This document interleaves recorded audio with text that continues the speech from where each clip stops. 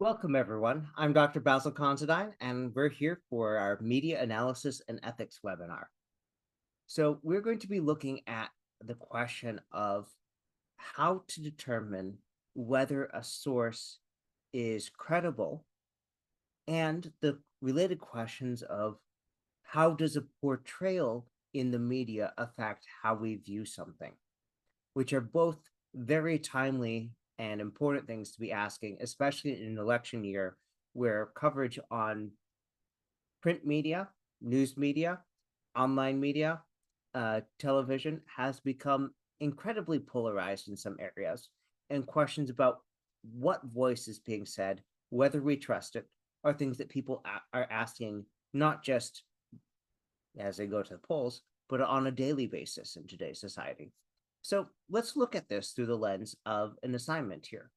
So we're going to start by looking at Como 345's week 6 assignment, the Textual Analysis Media Messages in Action assignment.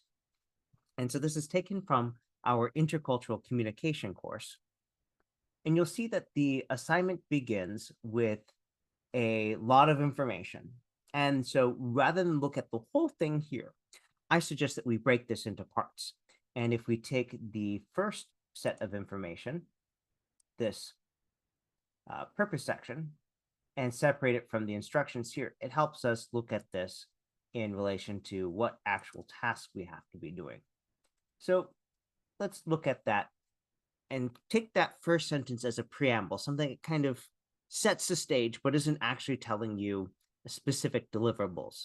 So we have this statement: the purpose is the students will use course concepts and theories to analyze and make sense of media messages.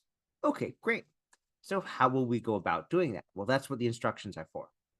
You will conduct a textual analysis, creating this analysis for your popular weekly newsletter. So we're assuming something of a role here, for your popular weekly newsletter about modern intercultural communication.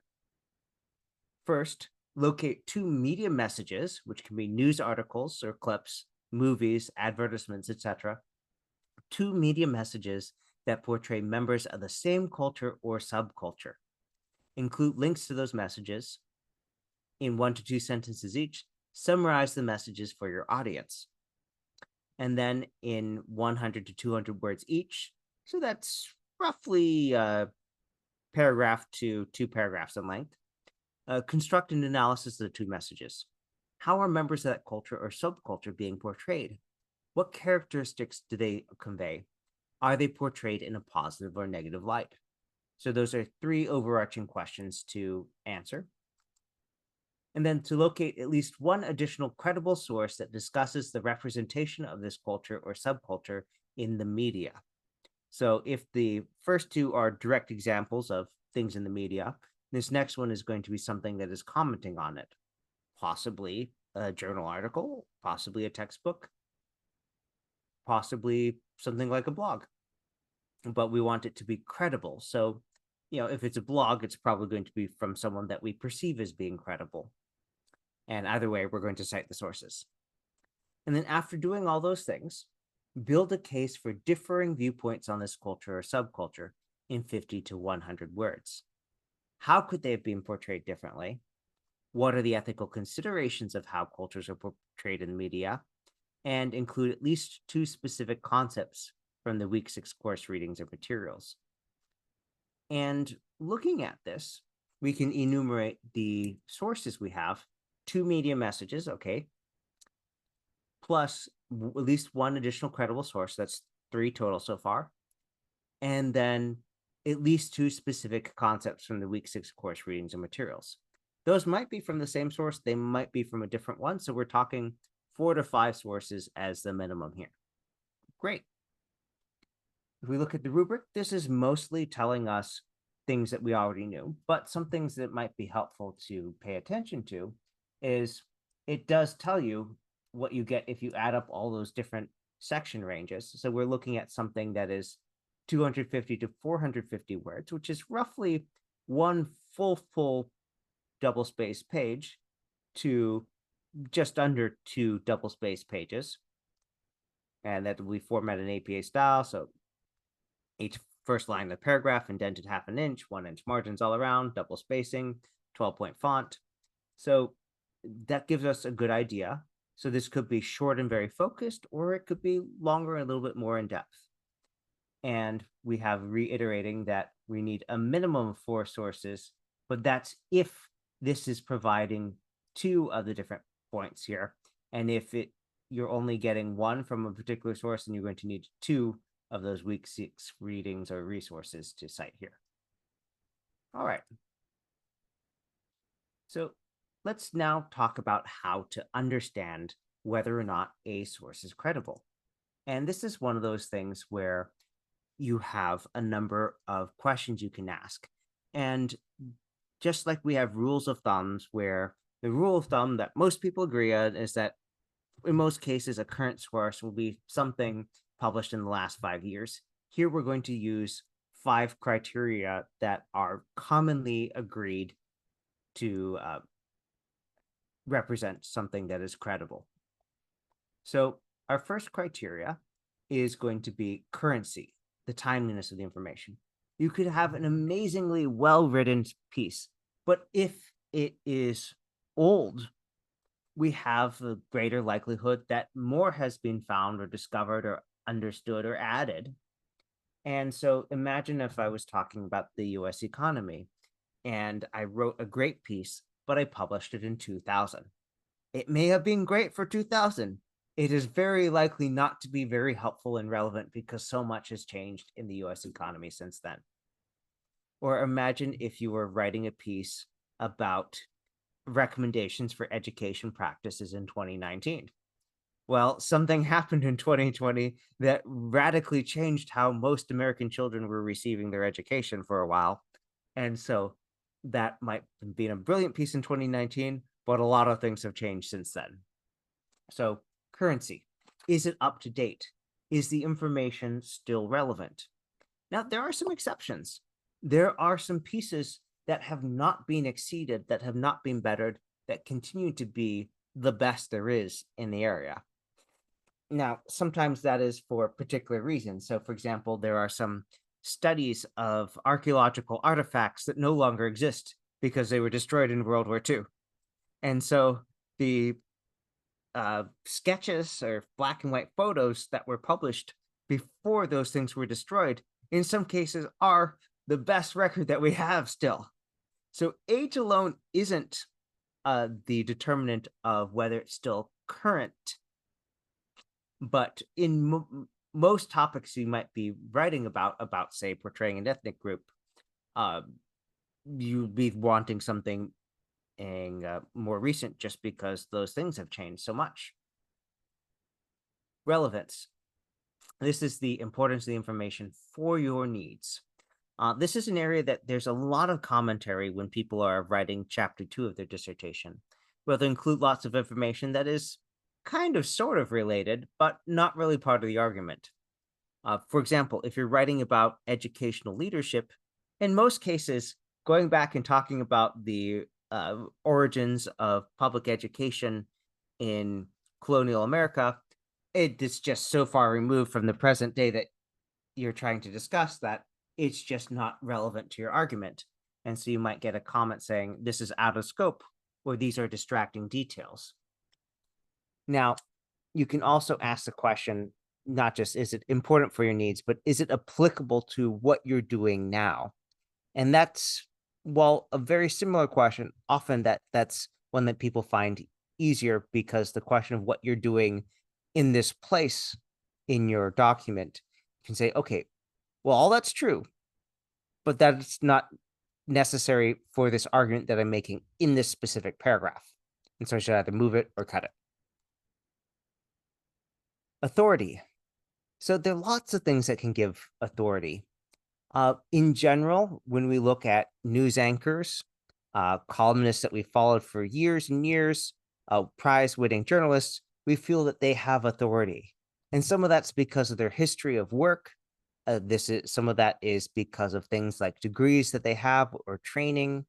There's a common saying, oh, if it's in X paper, then they have standards. And indeed, as I've talked with different journalists over the years, what is required to confirm something to be able to cite and quoted in the story, well, it does vary from paper to paper, in part because something like, say, the Washington Post or the New York Times has a lot more resources for their fact-checking staff and things like that. But we could restate that question of authority as, are the authors qualified to discuss this topic?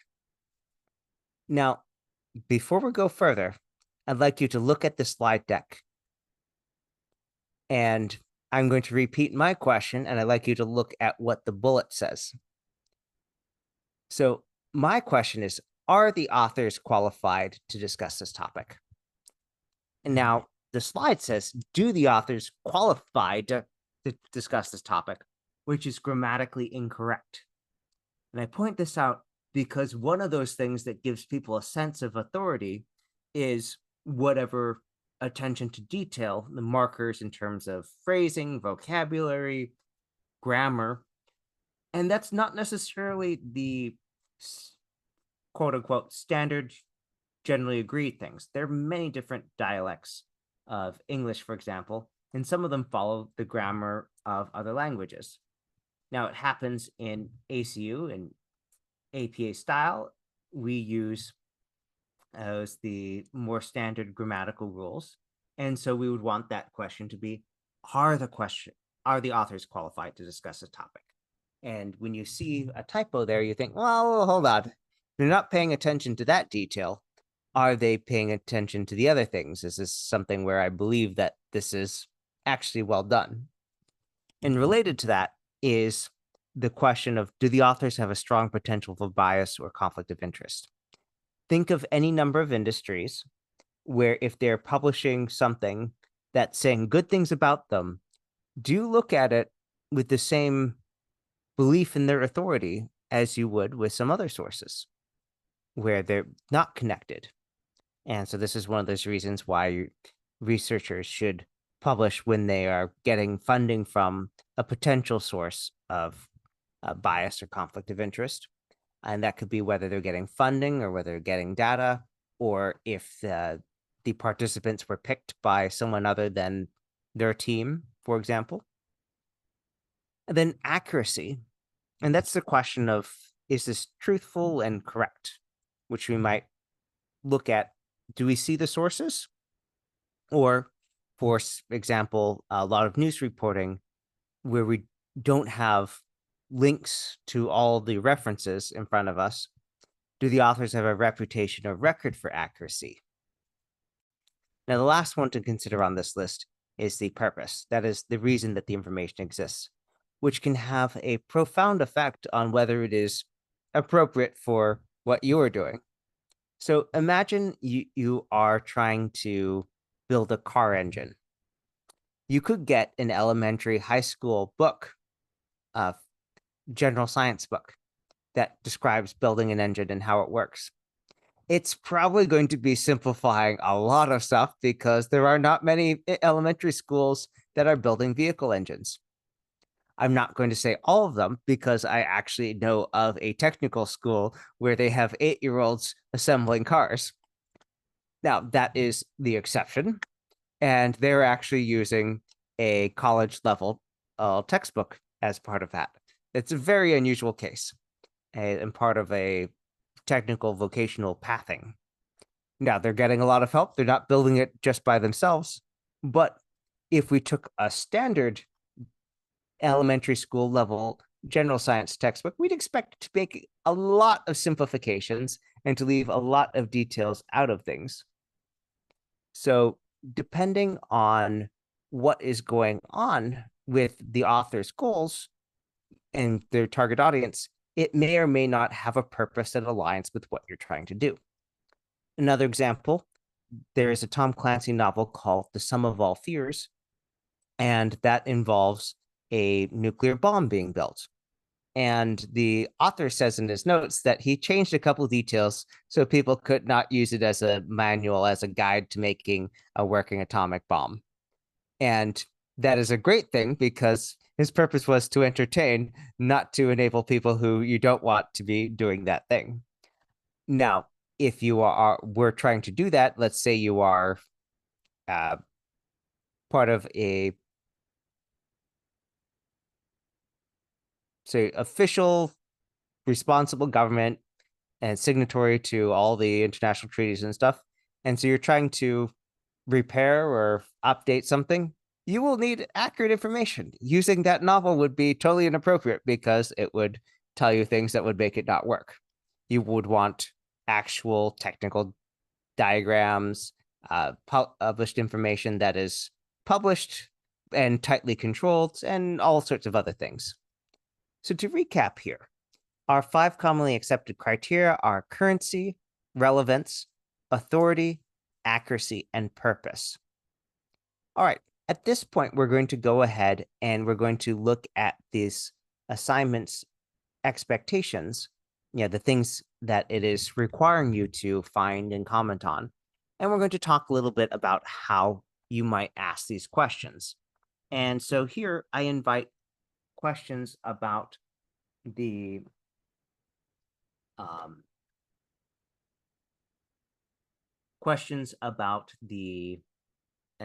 subject here. So what might we cover? And keep in mind, media message is very open-ended. So we're going to start with 1, and we're going to be just searching for information about it in Wildcat, which is a online library catalog. I'll explain why we're using that in a moment. So we're going to start here with looking for media messaging, and actually the first result here, Slumdog Millionaire. So this is a famous and award-winning film, and it happens to be set in Mumbai in India. And so one of the reasons we're going here is because we can open up this in the catalog, and we can use our citation tool, and we'll go ahead and select APA 7, and we have information here that we can copy into a Word document to help save us on some time. Now, it's always helpful to keep in mind that these things are not perfect, but it can still save an awful lot of time and trouble. So right now we're going to go to Word. We're not going to worry too much about the details here, but we are going to add a references section.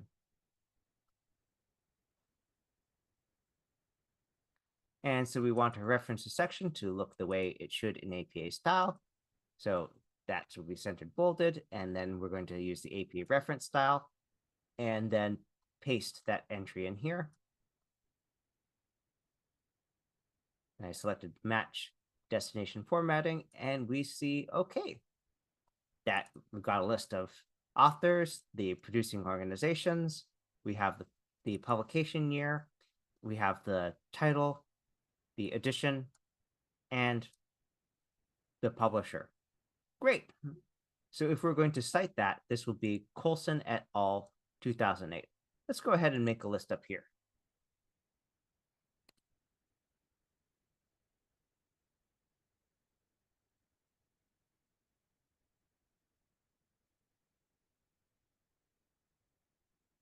All right.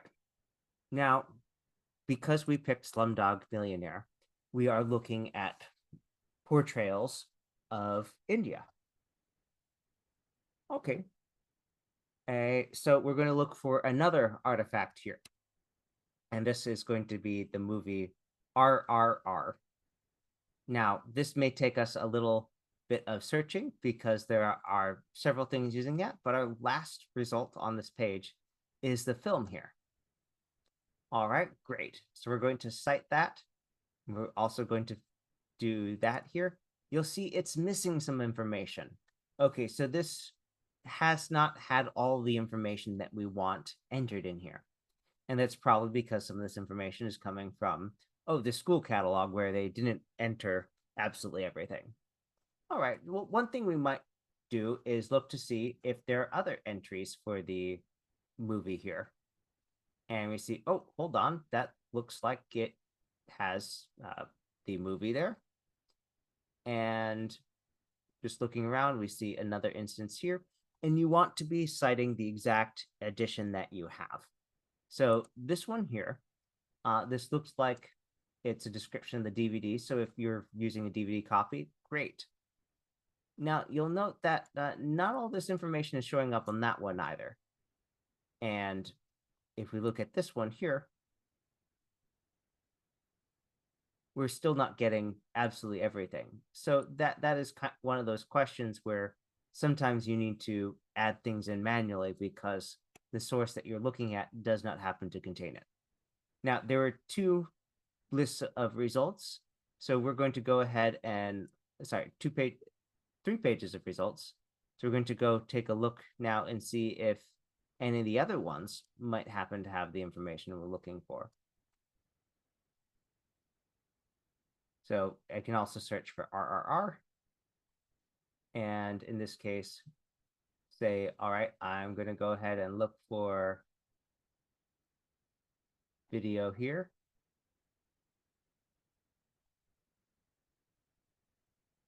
And let's look for Blu-ray video. And so we have 2 things here. Let's go ahead and look at those both.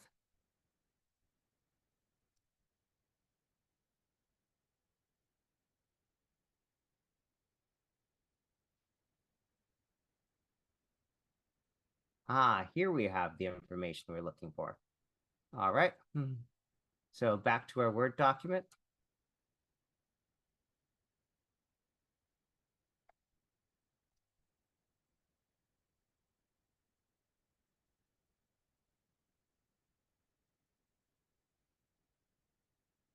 And again, I'm going to select match destination formatting. And then in this case, we're going to fix that so the super title is capitalized correctly. Now this will be Danaya et al. 2022.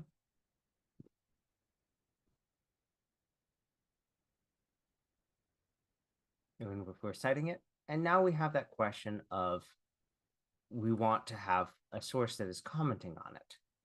Now, an easy way to look at for literature is to search in a database for scholarly literature. So we could say portrayal India in movies, for example. Now, if we looked at portrayal of Muslims in Indian cinema, that would actually be a highly relevant thing for Slumdog Millionaire, because in Slumdog Millionaire, a major plot point is that the main characters are orphaned during a religious riot, infamous religious riot where I believe hundreds of people were killed in mob violence. And it was a very terrible thing. Now, if we check our document here for our sources that we've assembled so far, we see, oh, Slumdog Millionaire came out in 2008. So if we are asking the question of relevance, well, a source published looking at material up to 2008, published a couple of years later about that. Well, there haven't been more movies at 2008 coming out then, so this seems to be a pretty good source here. And even though it's from 2011, it is as a recent source looking at the decade before in cinema, or much of the decade before. And while it's published in the Journal of Pakistan Journal of Islamic Research, that sounds like exactly the kind of journal that you might have publishing something like this. Now, there are other journals here. We see Cross-Cultural Communication, but that's looking specifically at Kashmiri Muslims, Muslims from the Kashmir region. So that's a different focus than this one here.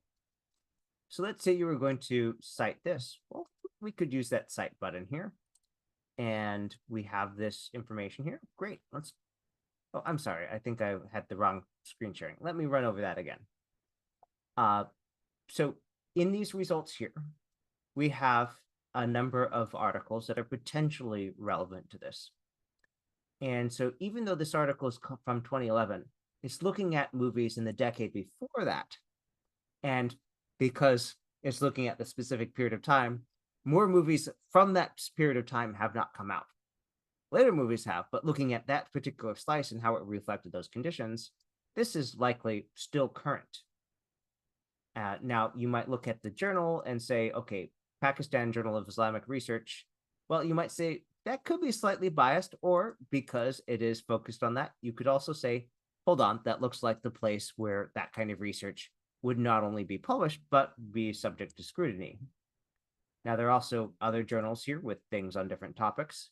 But if you're looking at this article from Cross Cultural Communication, you could also say, well, hold on, that's Kashmiri Muslims. I don't recall any of those being people from that area being in Slumdog Millionaire. Is that as relevant as this one here? And I'd say probably not.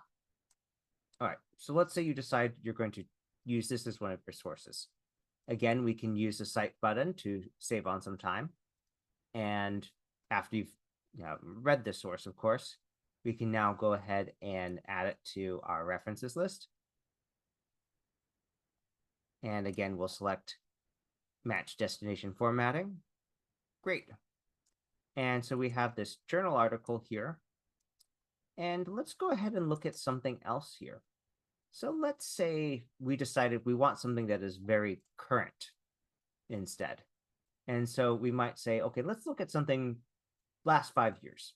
That's a commonly agreed rule of thumb for recent. And so we see, okay, cased in contemporary Bollywood movies, alcohol, well, that's probably related to that. But aha, portrayal of Muslims in Bollywood, okay, that would align with some of the other things that we're talking about. All right, and then Journal of World Socio-Political Studies, okay. And so you could look at that and say, I want to find out what I can about this. What are the author's qualifications? Oh, one author is an assistant professor in this field. The other is a doctoral student. Okay, so they have some academic qualifications.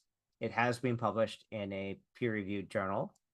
And in this case, it's focusing on a specific movie.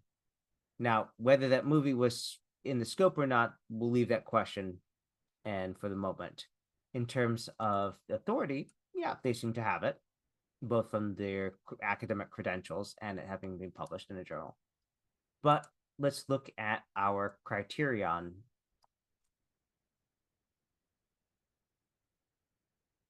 So we had that currency question. All right. The information is certainly up to date. But we're now at question 2, relevance. Is this important for our needs? Now, looking at what we have here, what we've selected to discuss, we have RRR, which is looking at, it's kind of a fantasy depiction of the late British colonial period in India. And we have Slumdog Millionaire, which is set more or less in the 90s and 2000s. The other source that we're looking at, because it's looking at a completely different movie than these three, it's probably not going to pass the relevance test here. And so if it doesn't pass that one, even though they have currency and authority, and hopefully from the peer review process accuracy, and even though they might have a similar purpose, we're not passing the relevance test. So we might exclude that source for that reason. Now, if you are looking for scholarly sources to use for a paper, we strongly recommend making an appointment with our fabulous library team for help on this. But let's do a little bit more here. So, for example, this portrayal of Muslims as other in 21st century historicals, that does sound like it might be really relevant, and it's in South India Journal of Social Sciences. Okay. If we look at our author here, they are at that college at the University of Delhi, very prestigious institution. And, you could say, all right, I think this is all the things we want, and choose that this is going to be one of those that you want to use. Now, this is looking at things in a very narrow period based on the medieval period in India. And so none of the films that we've cited happen to be relevant to that. So you might decide to go change those first 2 things based on that. All right, let's go back and now ask the question of, so what will we do with these sources? And so if we go back to the assignment, we see that we have this prompt here to construct an analysis of the two messages. How are members of that culture or subculture being portrayed? What characteristics do they convey? Are they portrayed in a positive or negative light? Okay, this might be something where you decide, okay, I need to do a little bit more research here.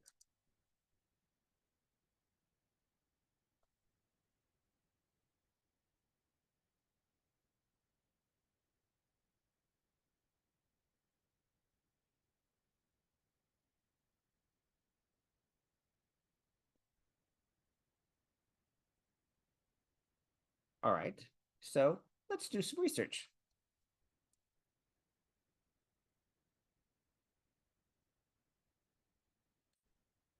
And so we can do a quick search here and we see, oh, hold on, protests related to that, uh, referring to the riots there, and say, okay, hold on. We want something that is exploring that particular phenomenon. And so now we go back to Google Scholar and we can put in some search terms and say, hold on, we've got a lot of stuff that we can and delve into that is specifically dealing with that. And that might affect what you are picking for your sources. Because this is going to be a short paper, maximum 450 words. So you want to make sure that you are writing about something that you can do and do concisely. All right, so back to our Word document here.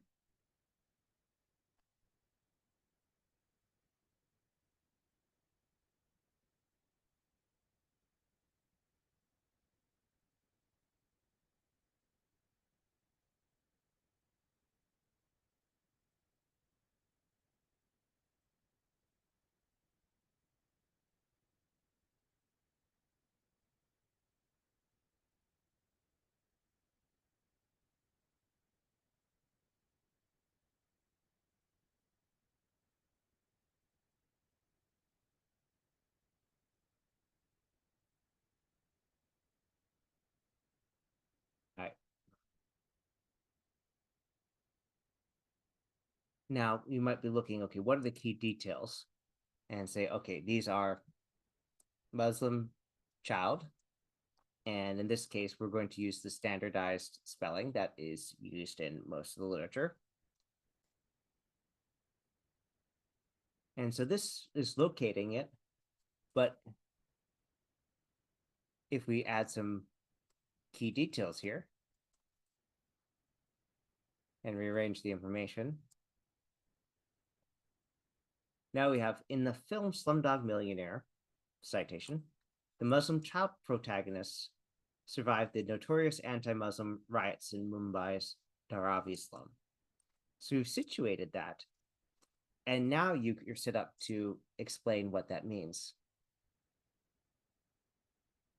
So there are many ways you could go about this. Let's say you said this positive and humanizing depiction of Muslims, and then talk about the implications of that. Now, you could also go in another way. And so this is where your choices are going to really shape things. And you saw some articles that they're talking about protests related to it, where not everyone felt that the depiction was positive. Uh,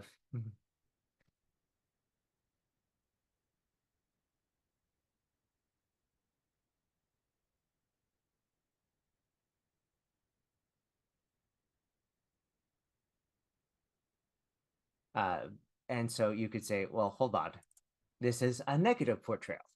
Now, which you choose, what we want here is for you to be making a strong argument about it, doing the things that the assignment wants you to do.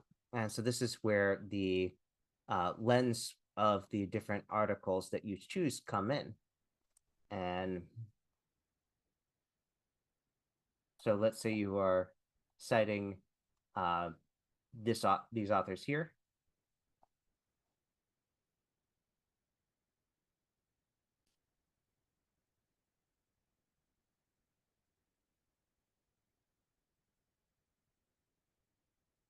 And so you are grounding your argument in these particular sources. So these are the events here.